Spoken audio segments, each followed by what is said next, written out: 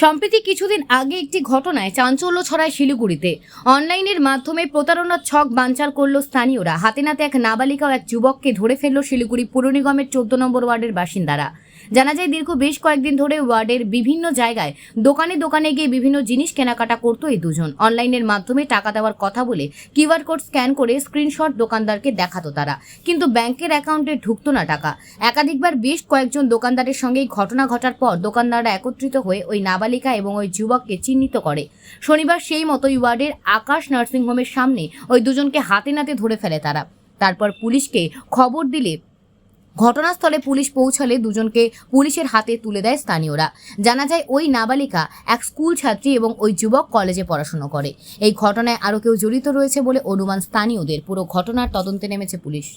এটা হয়েছে শিলিগুড়িতে এরকম, এরা প্রচুর দোকান থেকে, ইভেন্ট আমার বাবার দোকান থেকে 1800 টাকা ক্যাশ নিয়েছে আর দোকান থেকে 3000 টাকার মাল নিয়েছে। নেওয়ার পরে এরা ট্রানজ্যাকশান দেখাচ্ছে, বারকোডে স্ক্যান করে দেখাচ্ছে সাকসেস হয়ে গেছে টাকা, কিন্তু ইভেন্ট আমরা যতদূর জানি যে মাঝে মাঝে আমাদের সার্ভারের প্রবলেমের জন্য টাকা একটু লেটে ঢোকে। সেই প্রবলেমে বাবা হয়তো সেটাই বুঝেছে, এখনকার আগেকার মানুষরা অতটা বুঝতে পারে না, তো বাবা সেটা বুঝেছে যে হয়তো পরে ঢুকবে, কিন্তু ইভেন্ট ওখানে আসছে না টাকাটা। তো এটা নিয়ে আমরা অনেকজন চিন্তিত ছিলাম। একটা লেডিস গ্রুপ তৈরি হয়েছে 3500 টাকা, 3500 টাকা শুধু আমার। এরকম বিভিন্ন জায়গার থেকে আজকে এখানে 16-17 জন, যাদের কাছ থেকে সব ব্যবসায়ী, ছোটখাটো ব্যবসায়ী সবার থেকে দেখানো হচ্ছে। একদম ভুল স্ক্রিনশট দেখিয়ে টাকা নেওয়া হচ্ছে, একদম ভুল স্ক্রিনশট। মানে 600 টাকার বিল হলে উনি দেখা 1600 টাকার ওরা বিল করলো, তারপরে ওরা 500 টাকা দেখাচ্ছে এক্সট্রা, আরও দেখাচ্ছে যে আমাদের কাছে ক্যাশ নেই দাদা, আমরা 2000 টাকা করছি। মানে আমি তো 2000 টাকা দিয়ে দেওয়ার পর সে হয়তো 500 টাকা দিচ্ছে, কিন্তু তার থেকে ও বেশি প্রফিট করছে, মানে ওই টাকাটার থেকে ভুল স্ক্রিনশট দেখে। আর তখন ওই মুহূর্তে আমাদের দেখে মনে হচ্ছে যে এমন টাইমে ওরা ঢুকছে যখন আমাদের বিজি টাইম, আমরা জাস্ট নর্মাল টিকমার্কটা দেখে আমরা ছেড়ে দিচ্ছি, কিন্তু তারপরে আমরা বুঝতে পারছি যে না, এটা কমপ্লিটলি ফ্রড। কেন যে ওকেও দেখানো হচ্ছিল সেম ওর দোকানে। একজনের সাথে আমরা শুনতে পাই যে এরকম ঘটনা আরো অনেকজনের সাথে। তারপর আমরা কি করলাম যে সবাই মিলে একসাথে হয়ে সবাই মিলে ঠিক করলাম যে এদের মুখটা আগে ধরতে লাগবে, আগে দেখতে হবে যে আমরা ওদেরকে সেম করছে, মানে সবার সাথে যারা করছে তারা কি সেম নাকি অন্য কেউ। তারপরে দেখলাম সেম, এরাই সবার সাথে করে বেড়াচ্ছে, সেম জিনিস নিচ্ছে। সেই গ্রুপটাকে আমরা চাচ্ছি যে সেই গ্রুপটা যাতে এখানে প্রেজেন্ট হোক, তারপরে আমরা একটা ডিসিশন নেব, সেটা পুলিশের হাতে দেবো। আজকে ধরা পড়েছে এখানে যে কুকুরের দোকানটা ছিল, এখান থেকে ও কাল পরশুদিন করেছিল জিনিসটা, সেম জিনিসটাই। তো আজকে হয়তো সেখানে ওর ফোন আটকানো ছিল, ইভেন্ট সেখানে পুলিশ এসে বলেছে যে তোমরা ফোনটা আটকাও, ওরা টাকা দিয়ে যাবে। তো ফোনটা আটকানোর পরে ওরা টাকা জোগাড় করতে যায়, সেইখানে টাকা জোগাড় করে এনে আসার ফেরার পথে ওরা ঠিক গোপাল ভান্ডার বলে একটা দোকান আছে জেডিএস ক্লাবের মোড়ে, ওখান থেকে যখন দেখছে এখানে গ্যাদারিং হয়েছে, ওরা ওখান থেকে রং টার্ন নিয়ে নিল।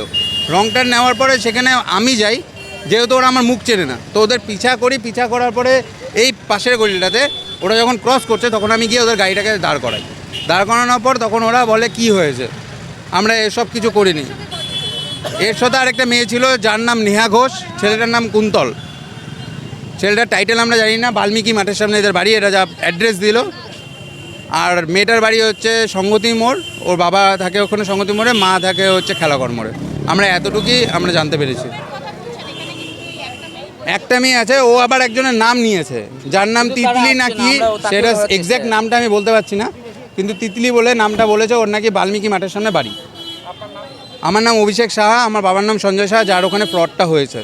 কি হয়েছিল বিষয়টা হচ্ছে এরা গত 2 মাস ধরেই প্রত্যেকটি দোকানে, মানে কোনো হতে পারে গ্যাসের দোকান, লটারির দোকান বা কাপড় জামার দোকান, সব দোকানেই যাচ্ছে। যাওয়ার পরে এরা ওখান থেকে ছোটো মোটো কোনো একটা জিনিস নিচ্ছে, ধরুন শার্ট নিয়ে নিল বা ধরতে পারেন গ্যাসের কোনো ইনগ্রিডিয়েন্টস নিয়ে নিচ্ছে। এবার নেওয়ার পরে সেখানে বিল হচ্ছে ধরুন 1000 টাকা। সেখানে 1000 টাকা বিল হওয়ার পরে ওরা বলছে 1000 টাকা দিয়ে দাদা আমরা 1000 টাকা এই জিনিসের পেমেন্ট করছি, প্লাস আমরা পেমেন্ট করবো হচ্ছে আপনি আমাকে 1000 টাকা আরও এক্সট্রা ক্যাশ দিন।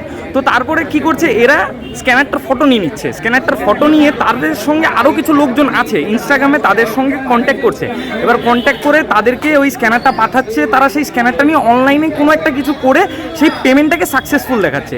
এবার অনেকই দোকান আছে যেগুলোতে হয়তো মাইক সেট আপ নেই, খালি স্ক্যানার লাগানো আছে, সেই স্ক্যানারে সাকসেসফুল দেখাচ্ছে, লোক ভেবেছে হয়তো 10-15 মিনিট বা 20 মিনিট পরে হয়তো টাকাটা রিটার্ন চলে আসবে, তাহলে কোনো অসুবিধা নেই। তো তারা তখন তাকে টাকাটা এবং জিনিস দিয়ে দিচ্ছে।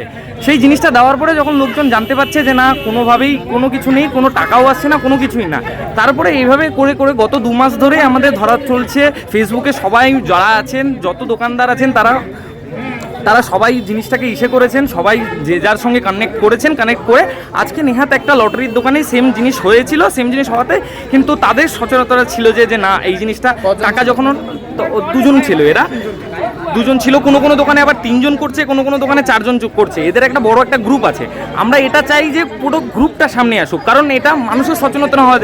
আজকে আমরা হয়তো বুঝছি অনলাইনের ব্যাপারটা, আমাদের বাবা মা বয়স্ক হয়ে গেছে, তারা তো নিশ্চয়ই বুঝবে না, তাদের সঙ্গে অনলাইন ফ্রডটা হতেই পারে। তো এইভাবে যদি চলতে থাকে, একটা গরিব মানুষ কামাচ্ছে সারাদিন, হয়তো 1000 টাকা তার দোকানে কামায়ই নেই, 1000 টাকা সে সারাদিনে কামায়নি, কিন্তু একে 2000 টাকা দিয়ে দিচ্ছে, সে 2000 টাকা দিয়ে দিচ্ছে। এইভাবে প্রশাসনকে তো সেটার জায়গায় কোনো একটা ইসে তো করতে হবে, কারণ প্রশাসন যদি এভাবে না আগায় বা আমরা যদি সচেতন না হই, এইভাবে যদি জিনিসটা সচেতন সবার মধ্যে না ছড়িয়ে পড়ে, তাহলে কোনো না কোনোভাবে এরা দিনের পর দিন আমাদেরকে ফ্রড করতে থাকবে। যত আম লোক আছে যারা বুঝতে পারে না, আজ এই এলাকাটাতে এই রাস্তায় অলরেডি 4-5-6 জনের সঙ্গে এরকম হয়েছে।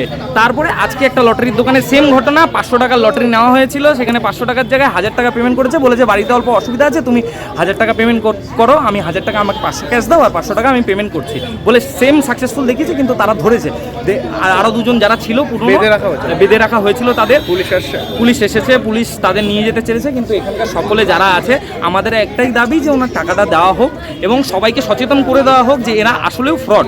এই ফ্রড জিনিসটা যদি কন্টিনিউ হতে থাকে, আজকে আমার সঙ্গে হচ্ছে, কালকে আরেকজনের সঙ্গে হচ্ছে, সেটা যাতে না হয়, সবাই যেন জানে এরা ফ্রড, এরকম কোনো স্ক্যাম হতে পারে, আমাদের সচেতন করাটা মেন উদ্দেশ্য। আমাদের সাথে থাকুন এবং দেখতে থাকুন নিউজ প্রাইম টাইমস, আপনাদের সাথে, আপনাদের পাশে।